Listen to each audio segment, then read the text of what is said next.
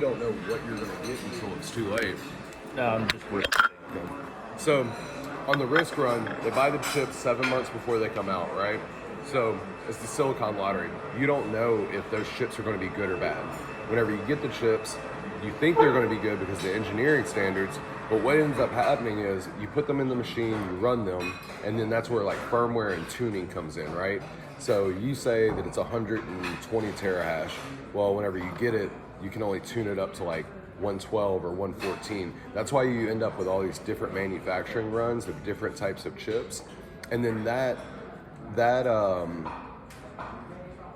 urgency that you get, that goes all the way from the chip to the shelf, because the machines are basically they're secondhand, like or co-manufactured whenever they first come out. Bitmain, Canaan, even WhatsMiner, they don't actually own the manufacturing facilities at all.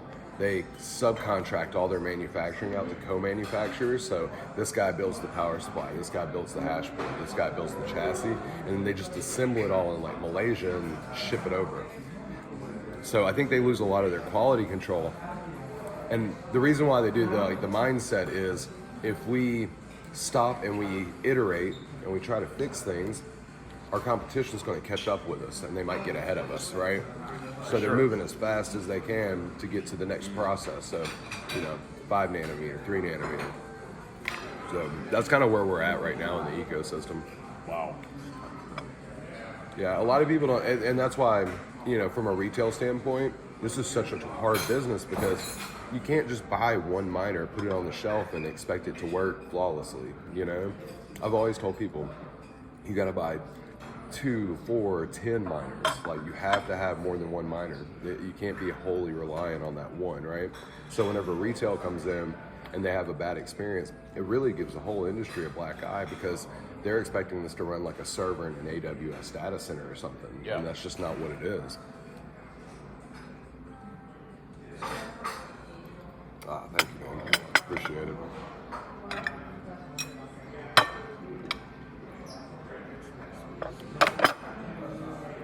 What do you think of immersion cooling, or do you think that's like just too early? Or what are you looking for? Salt and pepper. I think you know what it is. Is it hidden? What were you asking? What do you think about immersion cooling? I think it's very expensive, and I watched a lot of people lose their ass on it. A lot of people. I've watched companies go bankrupt all last year and the year before trying to do immersion. Like, literally bankrupt. It was so bad. But there's a bunch of factors there, right? So the immersion guys, they're basically buying into like an R&D thing. Thank you, man. Appreciate it. So they're basically buying into R&D right now. So you're going to pay an R&D price to try to get immersion out there whenever you're using machines that were never meant to be dunked in this fluid in the first place. Right. So immersion fluids, they have like 2 different bases, like ester, alcohol, and then they have like a hydrocarbon, I think it is. One's worse than the other, but they both degrade the plastic parts and the rubber and things like that. They have to. Yeah. So like even the Ethernet cables, you'll see like the rubber peel all the way back, and you'll have nothing but the wires in the tank. So the same thing happens with the parts on the board, and then a lot of people make the mistake of not cleaning the boards off and getting the lithium grease out of it. So that paste is mixing in and causing a chemical reaction with the fluid, and then it fills up the filters. I've had to rescue a lot of people out of immersion. Between me and David, we were talking about it. David? Yeah, David Branscombe. Between the two of us, we both cleaned up the mess at 6 different. He got me the pepper and salt. Thank you. Thank you. We've cleaned up 6 different immersion setups that were completely like blown up. I had one with 1,000 units. He had one with 600. And these are giant companies that lost a lot of money doing this. Do you think that'd be a useful thing for? Do you think that'd be a useful thing calling like how to not go BK in immersion cooling? A what? How to not go bankrupt during doing immersion cooling. Yeah. And here's what I'll say. WhatsMiner coming out with an immersion solution makes sense. I've been telling people Who? WhatsMiner. So like, It's called what is minor? What's minor? it's what's all one word though. What's minor? It's Micro BT makes what's minor.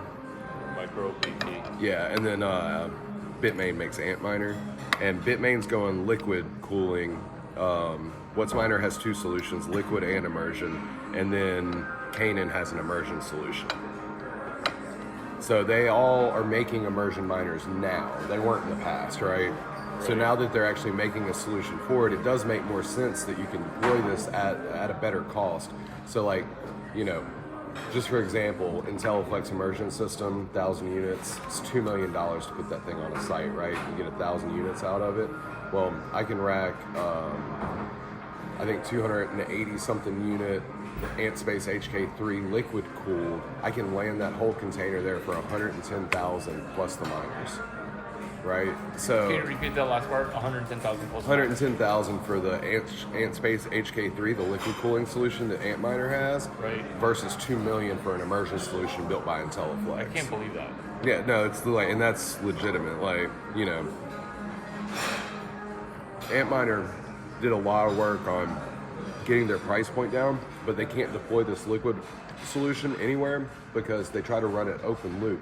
So in China they don't care, but here you can't pull water out of a stream and then dump it back in there, changing the no. temperature, right? Fuck no. That's what they're having trouble This with. is a thermal thumbprint or whatever they call it. Exactly. Yeah, and it'll mess up the migration patterns of fish and everything Oh, else. fuck that.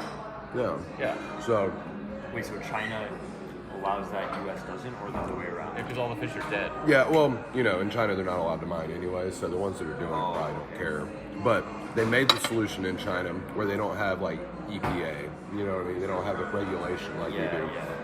So in China and Asia, you know, Thailand, Vietnam, you could probably go hook these things up no problem. But here, no, it's not happening.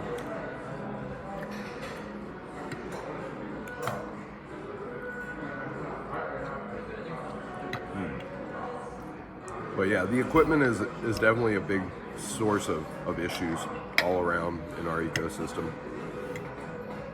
Okay, so this is what we're doing, and it's exactly like our conversation that me, you, and David had, where we're fucking around, but it's sort of a legit thing, Yeah. and that is this. These immersion cooling guys who are like new kids on the block. Do you know Rick Rousseau? Immersion cooling. I got a message from them. They wanted to meet with me while I was here, but I kind of ignored it. Because you have one? I ignored it. I just didn't have anything to talk about with them. I mean, I deploy at scale. You know, immersion takes forever and it costs a lot of money. Okay. So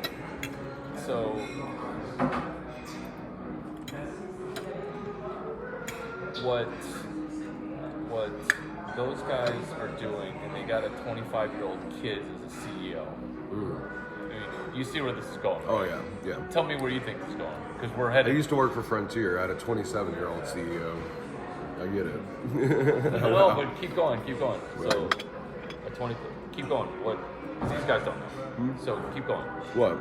Like, what else? Like, it's just like new kid, first time found mistakes. Yeah, well, I mean, you know, they might know immersion, they might know pumps, they might know fluid dynamics, Exactly. might even be an engineer. Exactly. Still like, not a minor, though. Still not a minor. Yep. Still not a minor. Like, you could be a great Yep. thermodynamic whispering Yep. genius. Exactly. Okay?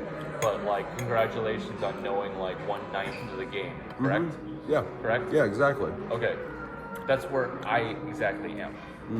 That's where I exactly am. Gotcha. And I'm like, what about the other? Like, because I'm using a sport analogy. Do you play a sport? Yeah, I used to. Okay. What sport was it? Basketball, baseball. Perfect. So like, you know, like it's like a travel league ball kid who's really good at dunking, and you're like, what about basic X's and O's? Like, can you sit in a thing that's 5-on-5? Right. It's not just 1-on-1 defensive drills. Like, if you can't read basic stuff, like, you're gonna be a massive liability.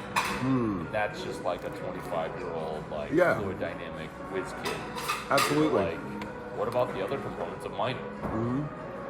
Yep. Chase, you look like you have thoughts. Jump in.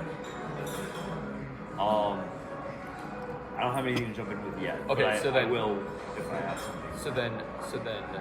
So then that guy Rick Rousseau, he's going down this. I can be honest here, right? Can I be honest? Consent to be honest. Yeah. Consent to be honest. Yeah. So it's a 25-year-old Indian kid who's a whiz kid from fucking Toronto, not necessarily taking direction. They're all from Canada. They're all from fucking Canada. What the hell is that? They're all from Canada. IntelliFlex is Canada. What is? IntelliFlex, they're from Canada too. Is that immersion cooling? Mm-hmm. How do you spell IntelliFlex? INTELLI flex. Okay. And then it's just kind of turd that's kind of quarter baked, right? Mm-hmm. Is that correct? Yeah, well, I mean, it's a nice solution. It looks great. Looks great on paper. Yeah, same thing with Elite Mining. It looks great. That's the thing is, there's a lot of people out there making these solutions, but here's what I told a client one time. They asked me if they wanted to get an immersion. I said, you can, but you're going to buy a bath system. You're going to buy these miners that weren't made for it. You're going to dunk them in there, and then next year they're going to come out with some other form factor solution that doesn't even work for what you bought. So all that infrastructure you bought is nil. It doesn't matter. Yeah. That's why the manufacturers are so important. It's so important that they do it because they're only going to support their product. Sure. Why would you build an Otis elevator so that way Westinghouse can fucking like Exactly. and then Exactly. Otis elevator group and then it's yeah. It doesn't make a lot of sense. No, 'cause, like if it's a shift piece of turd cone, they're gonna be like, why would I support this like random? I always tell people Yes. it's great. I don't want to knock it. I think it's great if you want to do something in your garage or you want to do a project where you're going to heat your swimming pool or your jacuzzi. All that stuff's great. It's innovative. People should be going down those paths, but that's where it should stay right now. Because so it people get doesn't things scale. a little more figured out. Yeah. Because it doesn't scale. Yeah, I mean, I have companies come to me. They're like, I want to deploy 10 megawatts. Well, 10 megawatts in immersion, that's going to take me months. I can deploy 10 megawatts in 2 weeks in air cooled, no problem. Infrastructure's there, boom, boom, boom, boom, boom. Right. I did 4,320 units in 3 weeks last month. Air cooled. Yeah. With a full 6 container retrofit, we ripped all the polycarbonate out, redid all the foam board. But yeah, 3 weeks we deployed that. And what do you say when the fans might crap out, the dust, whatever, and then what's the come? I mean, it's still the best solution that's out there. Fans are cheap. Fans are cheap as fuck. Yeah. You can just proactively. Yeah, and I mean, there's preventive maintenance. I mean, you have to have good ops. You got preventive maintenance. We need to blow out machines. We need to take fans off. We need to make sure heat sinks are clean. It's basic mechanical engineering. Do you study mechanical engineering for undergrad? No, I didn't. Okay. No. But you can just pick it up. My dad worked for Coleco for 26 years. Coleco, the toy company? The power generator. They have 5 gigawatts of transmission in South Louisiana. So You almost pick it up by osmosis. yeah, my uncle was a PLC programmer. My stepdad was an industrial electrician. I mean, I grew up around it, and then I went to school for IT. My education's all in IT networking. I get it. What does the predictive maintenance landscape look like right now? Like, what are the solutions? Well, it really depends on your filtration and what kind of infrastructure you're in. If you're in a good filtered environment, you can change your filters once every 6 months, spring and fall. Right. But if you're in an environment like a container site out in West Texas, you need to change filters once a month or wash them out. So the filters are very important. And then in addition to that, you can't just spray the filters. You need to actually go and blow out machines too. Yeah. The other kicker is you can't blow out the machines backwards because a DC fan, if you spin it backwards, it produces power and it'll burn up the little connector on the control board. So you have to pop the fans on. Right. So there's all kinds of little stuff like that people don't realize. You send your miners to a host, that host may not even thinking about that DC fan. He's just going to blow them all out and 'cause he's burn up got- the control boards, and then boom, hey, not you his got a bad department. control board. Yeah, it's not his problem. Yeah. So they fuck up the control board because they don't even know how to paint it properly. A lot of people, yeah, a lot of them. It's literally kicking the can down the road. Mm-hmm. It's literally kicking the can Yeah, down the road. all the time.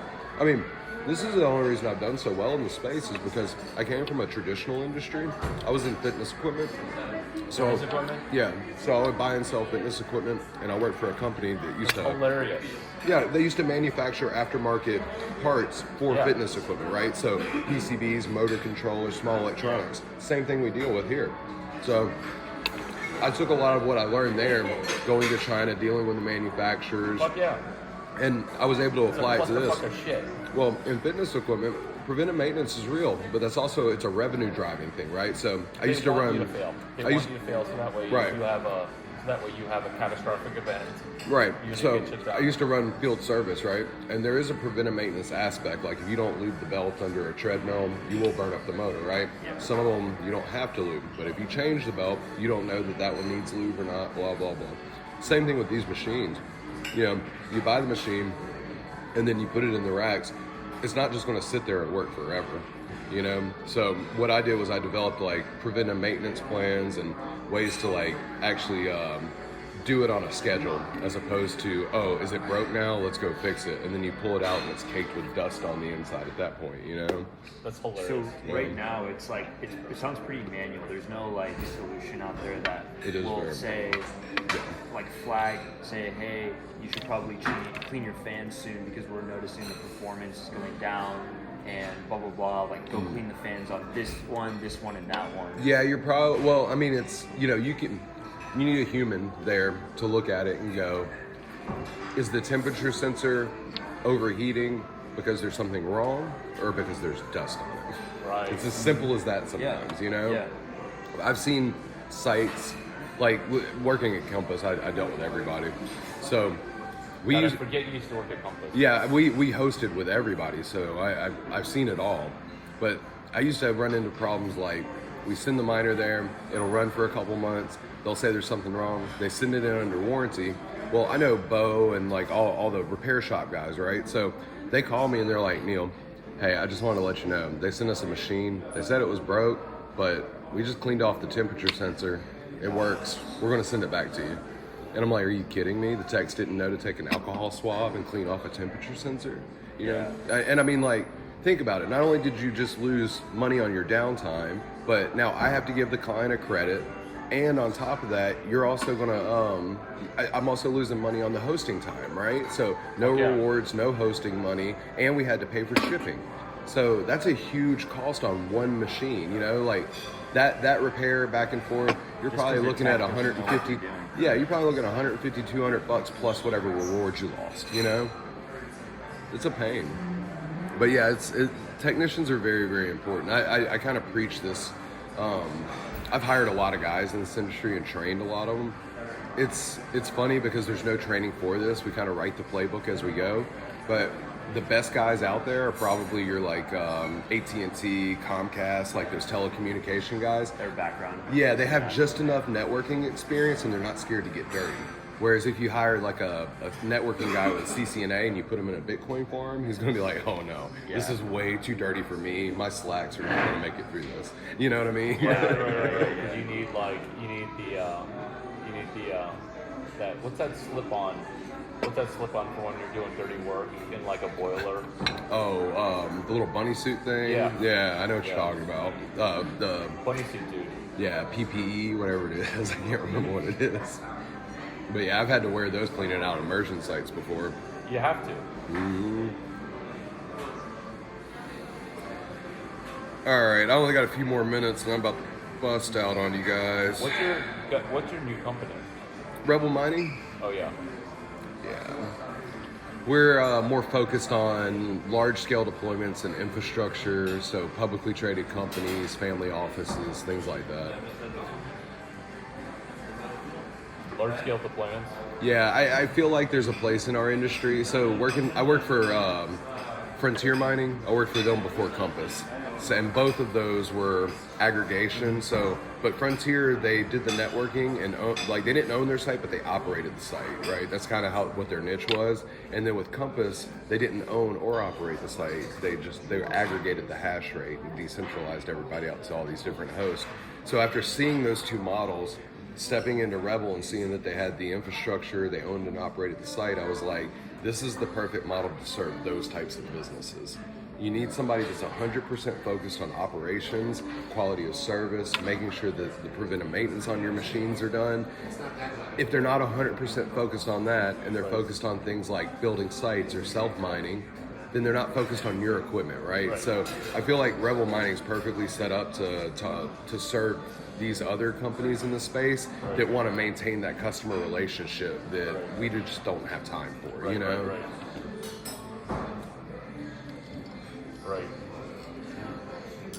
I feel like that's where Core and Compute North and all those guys messed up. There was no division of labor, or division of responsibility, I should say. What are you hoping to get out of Disrupt Mining July 25 to 27? I mean, for us, it's really presence, right? Like, we need to... So it's interesting in marketing, like, we can do a conference, but that really appeals to, like, retail. But Right. for us, we're trying to be more like a thought leader in the space, right? So we need to appeal to a larger audience. So I think that's our biggest challenge, is just figuring out how to appeal to the right people. What's our ideal customer? Right. And then what? A lot of that's referral and relationship building, more so than get a booth. Another thing on that, marketing dollars, I feel like marketing dollars for us go a lot further with places like Texas Blockchain Council or the Digital Chamber, or even Digital Chamber? Yeah, because like the idea, we support these nonprofits that are able to help us lobby these politicians.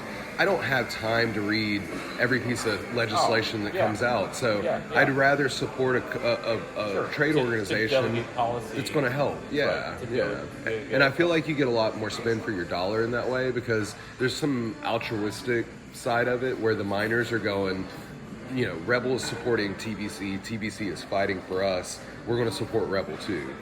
So I kind of look at it like that, whereas if I spend my money on one of these conferences and we get, an $80,000, $100,000 booth, I mean, am I just flushing money down the toilet at that point? Like, what good is coming from that, Uncertain. Yeah, it's very uncertain. What is your goal, though, what is your goal? Specifically when you're saying presence, like, what's your goal? Oh, I mean, we're trying to fill out, we probably have a 200 megawatt pipeline altogether, and we need to get that filled out. We purchased 76 megawatts of RK containers, and how many? 76 megawatts, it's 38 containers, so we'll probably run through that in the next 60 to 90 days, so we're going to be looking to sign more contracts. That's really what it's about for us, is just filling that space. Okay. And then you're going to get leads and deal flow from Disrupt?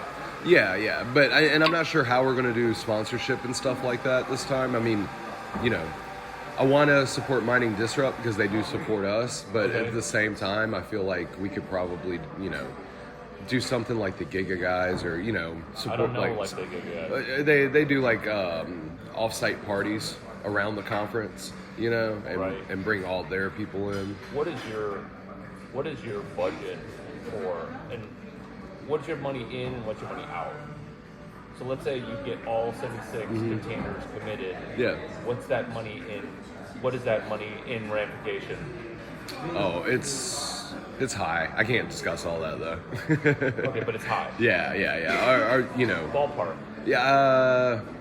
I've heard as high as like 26% IRR. Okay. Somewhere between 22 and 26%, pretty regularly. Okay. And then would it be your sponsorship would be like under 100K, right? Yeah, probably this year. Yeah, it's going to be a little bit lighter. What has it been with Frontier Mining and Compass in the past, like $250,000? Oh man, I think last year the Bitcoin conference, it cost like $300,000 or $400,000 for a booth. Just checking. This year you could get the larger booths for $100,000, but the smaller ones were 17. This year, Bitcoin. Yeah. For this conference, Yeah. So the Mining Disrupt. The Mining Disrupt conference is a lot cheaper. Theirs are like 20 or 30,000. Right. But they're also at the Airport Convention Center, which is a lot. Versus. Yeah, a lot different. Neil, say thank you. My buddy from the UK keeps on trying to get with me. He's like, breakfast? No, sorry, I'm out. Say thank you. Thank you. You're welcome. Do you know why? Why? Do you feel it? Do you feel magic? Do you feel magic? Do you feel magic? Yeah. You feel magic? Okay. Absolutely. What's up? Okay. Fill me in. Say thank you again. Thank you. You're welcome. You will get your return on investment 2 weeks prior in Austin. Why? I know you're not taking notes, so I'm just going to record. As somehow, all of a sudden, I'm your executive administrator.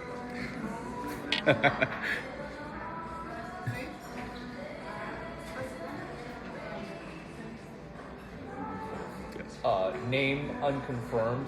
Say thank you. Thank you. You're welcome. And you don't need to thank me a third time, even though I prompted you. Oh my God, is that just like what we're talking about? Yes, it is. Because July 25 to 27 is a thing that's a problem, okay? Problem. Disrupt mining or mining disrupt? Mining disrupt. I'm the founder of Disrupt from TechCrunch. Hey, are you doing mining disrupt? No, I didn't even know about it. Solution by the airport convention center. Solution. How do you get your entire return on investment of 150K prior, which, as the founder of TechCrunch, Disrupt Mining is a sequel to my thing that they didn't get permission on. And yeah, it's open source, and yeah, it's TechCrunch, and yeah, me and Mike Arrington are happy to call you Mining Disrupt. I can use your real name? Yeah. Neil, okay, met me when him and David were like, oh my God, you're fucking hilarious on fucking Twitter, okay? Yeah, maybe that's the entry point. This is the solution point. How do you get your return on investment for Roelof Botha's $2 million investment to Disrupt? Because that was, somebody put $2 million in during the peak, and now they got to get return on investment. I'm like, Roelof, why don't you get your return on investment 2 weeks prior? Enter you on July. What days, Chase? What days? 13th and 14th. Okay, in what city? Miami or Austin. in Austin? Are you in Austin? Yeah.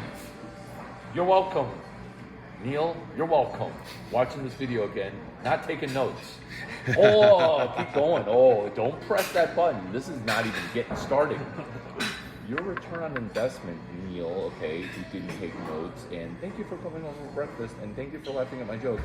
And this is some real shit where you're like, oh my God, you have money at risk. And granted, it's not a lot of money at risk because it sounds like you're already going to kill it because I took pages and pages of notes when you're just exploding your brain all over my breakfast. Our breakfast. My breakfast. Our breakfast. This is all pre-roll and bluster.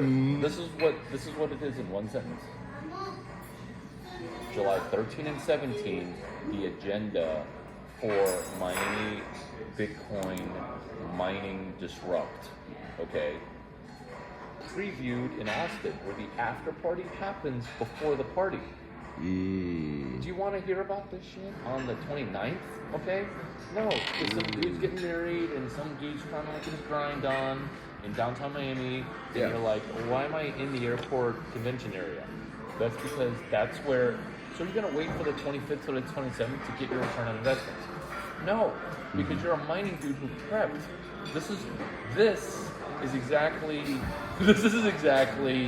what makes you pull your hair out, where you're like, why didn't somebody like put a checklist, Right, a checkbox checks thing for like some like HVAC tech? Make ready list. Yep. Make ready list. Yep. This is a make ready list. Do you Yep. feel the magic in this? Oh yeah. Do you feel the magic in this? So all you're gonna do is give us less than 25 grand to make sure that your 110 doesn't get in jeopardy. And I've already met Lee a couple times, and he thinks all I do is what?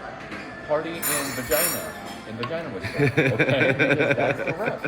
But I also have a thermodynamic background where I took notes and then I do the business shit of it. Right. You can see my voracious appetite and kind of a different thing. Absolutely. Right? Yeah. Because who puts the after party on July 14th?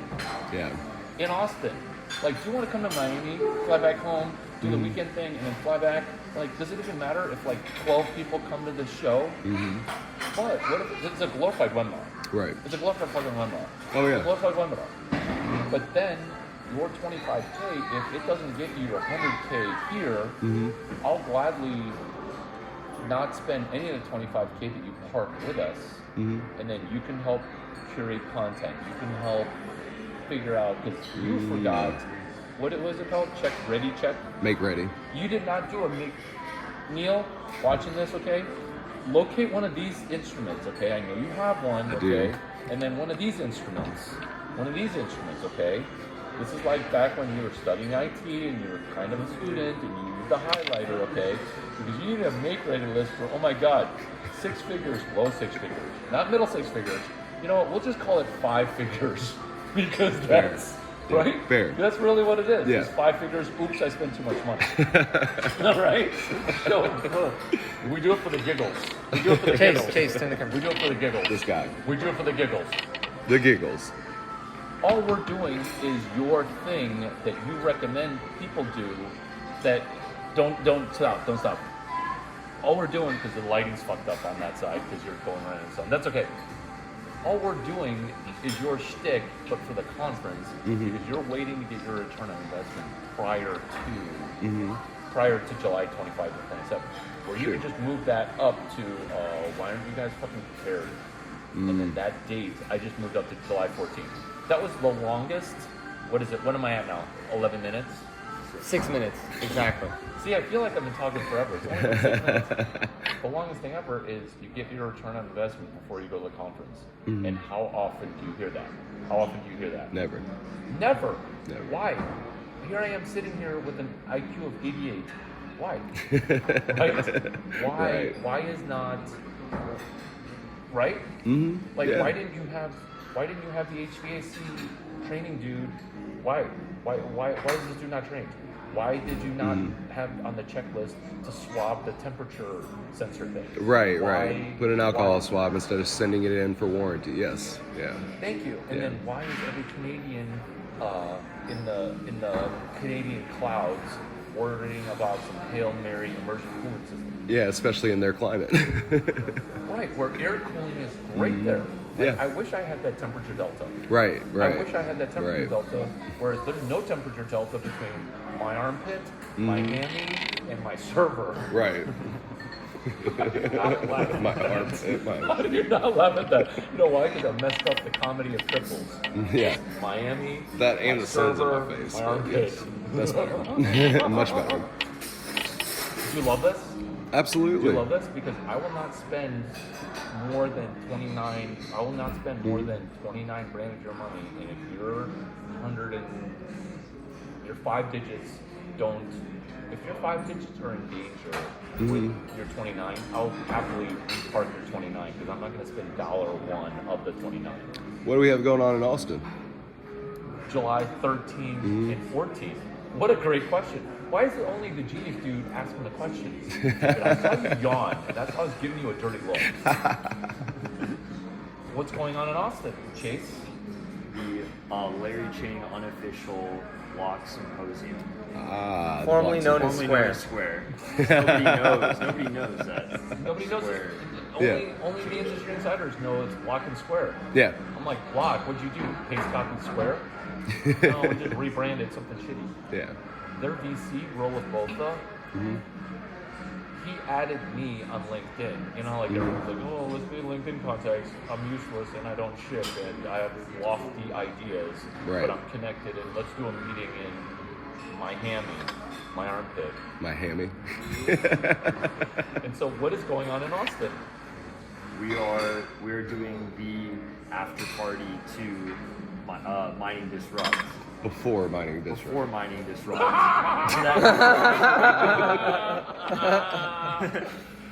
That's great. Is that not hilarious? Yeah, no, that's hilarious. Do you need to spend 6 figures on a party where nobody knows what in the world you're talking about? No. No. Like, who's sponsoring these open drinks? No clue. Is that money flushed down the toilet? Yes, it is. Do you feel how this is disruptive in a Larry Chang TechCrunch disruptive in a way? Oh yeah, absolutely. And then guess who benefits? Mining Disrupt, because I want to get not only your ROI as a sponsor, I want to get every dude who spent $1,500 on conference plus travel to Miami, Yeah. under $2 grand. Yeah. I want to get him his ROI, or her, him or her. My pronouns. I got to work on my pronouns. I got to work back over there. I'm gonna work on my pronouns. Where it's us. We all get our return on investment prior to show. Right. And then I anoint you, Mining Disrupt, you're welcome for hijacking my sequel, doing a sequel franchise. Because this is a prequel to their sequel to their sequel to my thing of TechCrunch 40. TechCrunch 40, TechCrunch 50, Disrupt, Mining Disrupt. Larry Chang, unofficial block symposium. Larry Chang, unofficial block symposium. So it was the longest it was 8 minutes now. It's 8 10. And don't scan QR codes. Thank you! Don't scan any. Got it. Security hold. We have a Vagina Whisperer joke. Vagina Whisperer talks to you about Web 4, Web 5, and now mining. Neil, you're welcome. Thank you, sir. You're so Much welcome. needed. Because you see how, like, you see why I got excited Absolutely. in a thing that I know nothing about where I just go to parties. Yeah, I get it. You get it. I totally get it. I'll connect with you over the The many pages of notes. 605 9XX XXX7. Yeah, 615, yes. You know what? I might have done the one number off from you, but just to like Vagina Whisper 0. And on that note, I'm out of here. Larry, this was great, man. I'm glad you called me over, man. Thank you so much. Oh my god. The internal escrow will be for $29K, so you can just put the $29K in your own account, or just put it like earmark it, and if you're not ecstatic by July 29, you can claw that 29 grand back. Okay, yeah, let me know, man. Yeah, send me some information over. I'm working on hiring some marketing brand people right now too, so if you know anybody, let me know.